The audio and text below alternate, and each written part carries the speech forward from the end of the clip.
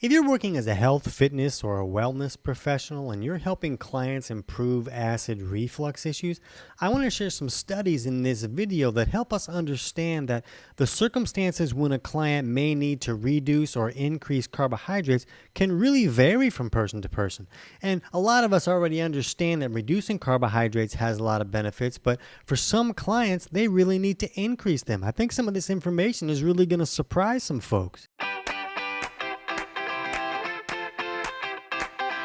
TC Hale is not a doctor and does not claim to be a doctor or licensed in any type of medical field. Don't be an idiot and use anything heard on the show as medical advice. This information should be used for educational purposes only, and you should contact your doctor for any medical advice. Now get off me. I think because I lost my voice for 8 years, and part of that was because of acid reflux issues, that a lot of people come to me with questions about reflux, and I've been able to help a whole lot of clients improve acid reflux. And carbohydrates can be a factor when it comes to fixing reflux. And of course, in most cases, with most clients, it's really going to be about that stomach acid is too low. And we know now that acid reflux is not usually caused by having too much stomach acid, like advertisers want us to believe. It's usually about a lack of stomach acid, and now there's not enough acid there to trigger that lower esophageal sphincter, or LES valve at the bottom of the esophagus, to close so that that acid doesn't come back up. So there might be a small amount of acid in there, but if there's not enough to trigger the valve, then that small amount comes up and burns them, and they're like, oh man, I have too much acid, I got to turn this off. And so they turn off digestion altogether. So if this is new information to you and you're new to this channel and you don't understand how to help clients improve digestive malfunctions, my book Health Pro Results, chapters 3 and 4, kind of walk you through helping clients figure out those steps and what steps can help improve those situations. And the book is available on Amazon, but I'll put a link in the description below this video so you can get that whole book totally for free. And then chapters 3 and 4 will walk you through those processes. I'm not going to go into all of those in this video. We kind of want to focus on the carbohydrate factor. And if you're a consumer that just happened upon this video because you like the topic, then we'll also put a link for our book, Kick Your Fat in the Nuts, and those chapters will go over the same info, just that book is more written for consumers, where the Health Pro Results book is really written for health professionals. So I first want to start off by looking at this study on the effects of modifying amount and type of dietary carbohydrate on esophageal acid exposure time and esophageal reflux symptoms. And this was an interesting trial because they kind of took different people and kind of gave them different diets. And they measured the acid that was coming back up, but they also talked to the participants and said, how are the symptoms doing now? They checked in on the symptoms as well. And I think that can be important when we're trying to gauge what type of things are creating improvements with acid reflux. So they put participants on different diets. They were doing like a high carb diet with high simple carbohydrates, and maybe high carbs and low simple carbohydrates, or low carb and low simple carbohydrates. And it really seemed that the groups that were doing the lower simple carbohydrates saw a lot more improvement to their reflux symptoms. And lower simple carbohydrates are going to be like, like sugars and, oh, here's some syrup in that. And, a lot of junk food is going to have simple processed sugars in there. And these seem to be the types of foods that really magnify the symptoms a lot. And when clients were able to remove these types of foods, the larger percentage of people saw improvements to their reflux symptoms. And to understand why this is, a lot of people that have acid reflux, again, they don't have enough stomach acid. And when that's the case, it's very common to see them have some type of bacterial overgrowth either in the stomach or the small intestine, because that stomach acid is like the barrier that's supposed to keep all these bad guys from coming in on the food that we're eating. They should die in an acid bath in the stomach there. So when someone doesn't have enough stomach acid, it's very common to see some type of bacterial overgrowth, and these bacteria put out a lot of gases that can create a lot of pressure and then push stuff back up. So they have the ability to really magnify pushing that acid back up when there's some type of overgrowth putting out a lot of gases and creating that pressure. So one thing to think about is that a lot of these types of bacteria can be really activated by carbs and sugars. So when someone's eating these carbohydrates and sugars, it's going to activate that overgrowth, create more gases, which creates more pressure, pushing more acid back up. So that's why we see such a reduction in symptoms when somebody can reduce these carbs and sugars in their diet. And we see this so commonly that in my book, when I talk about helping clients start to use betaine HCl capsules to acidify the stomach more so that the body can break down food correctly, and so that that acidified stomach can trigger the LES valve to close and stop all these reflux symptoms. When we're teaching people how to help clients do that, we tell them when you start doing this, have them remove carbohydrates from that meal that they're going to first test it out with, because we don't want to increase the odds of a reflux magnification problem.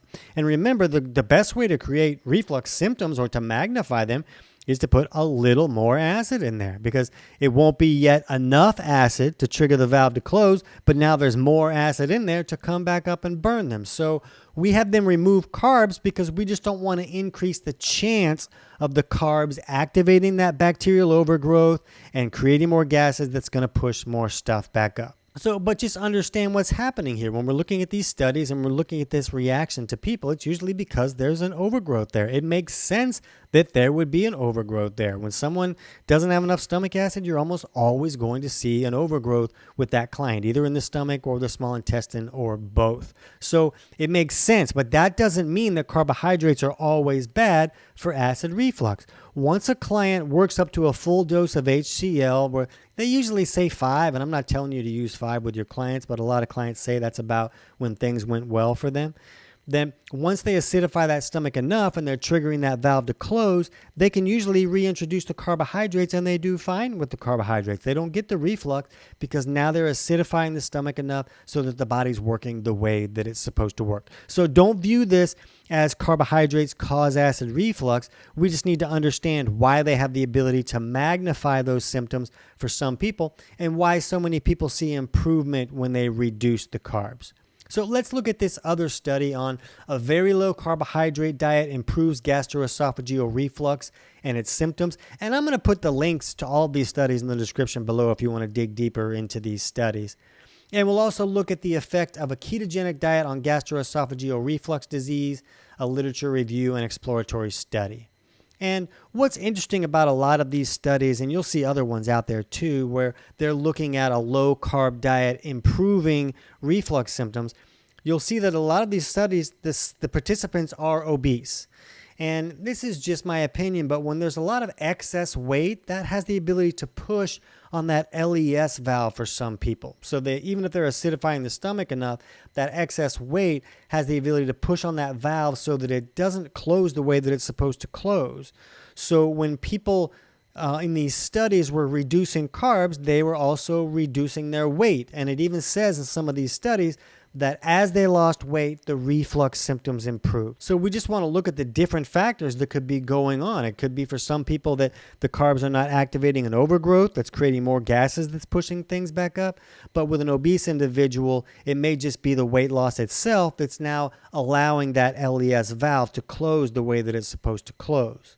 And we also want to understand that there are different aspects of digestion, that when there are malfunctions to these aspects of digestion, they have the ability to cause weight gain. So when we see people who end up in an obese situation, it's very often that we're going to see these digestive malfunctions, like a lack of stomach acid, and lack of stomach acid creating an acid reflux problem. So there's a lot of evidence out there that where reducing carbohydrates and sugars has the ability to improve reflux symptoms for a lot of people and for different scenarios. But let's look at this study on effect of high-fat, standard, and functional food meals on esophageal and gastric pH in patients with gastroesophageal reflux disease. And what they found, there was with a lot of people, a high-fat foods or high-fat diet had the ability to magnify reflux for some people. And in my opinion, this is what I've seen a lot, is that I've seen a lot of clients that maybe they were doing an aggressive ketogenic diet or a very low-carb diet. They saw a situation where it just didn't seem to allow the LES valve to close tightly. And with some of these studies that talk about keto or low carb diets really helping reflux, they just say that they reduced carbohydrates. Now, if you're going to do a ketogenic diet correctly, most people really need to increase their fat intake. And they didn't say that in some of these studies that were saying that people created improvement. And I just feel like for some people, not everybody, but some people, when they increase the fat enough, it has the ability to loosen up that LES valve, just like some foods have the ability to loosen the LES valve for some folks. Like chocolate can just do that for some people. It seems like higher fat diets have the ability to do that for some people. And I've seen some clients that they get into a good state of ketosis on a ketogenic diet, and all of a sudden now they're having reflux because that LES valve is not closing tight enough. And if they go back out of ketosis and increase their carbs a little bit, the reflux goes away right away. Now, keep in mind that this does not happen to everybody. I've seen plenty of clients fix reflux by using a ketogenic diet and using a very low carb diet. It's more common to see that. But I've seen this situation where the higher fat situation seems to loosen that LES valve enough that I feel like it's important to share that so you can keep an eye on this with your clients. So I'll see clients where like maybe they don't need to have higher carbs. Maybe they just have like half an apple, like for one meal a day, like for lunch or something. And then that's enough to allow that LES valve to close tighter. So that doesn't mean they need carbs all day. But if you're seeing clients that are seeing a magnification in reflux when carbs go too low, you might want to test out raising it a little bit to see, does that fix the reflux issue for them? And I've seen this phenomenon for years with a variety of clients. Again, not all clients, but a variety of clients. So it was interesting to find this study where they're showing that this is actually happening to a lot of people. And it just seems to be that, for the most part, it's the clients that have some type of overgrowth that when they reduce the carbs, they see improvement, and maybe others that are dealing with other issues that they really need to increase carbs to see an improvement with their reflux. So pay attention to what's going on with your clients and know that adjustments in either direction may be appropriate from person to person. And let us know in the comments if you've seen clients that have improved reflux by either lowering carbohydrates or if you've seen clients that really needed to increase carbs to get their reflux to stop. And since a bacterial overgrowth is so common with these reflux clients, you can jump over right now and check out our video on 10 signs your clients have a bacterial overgrowth to gain more insights into that. I can't wait to hear about your results.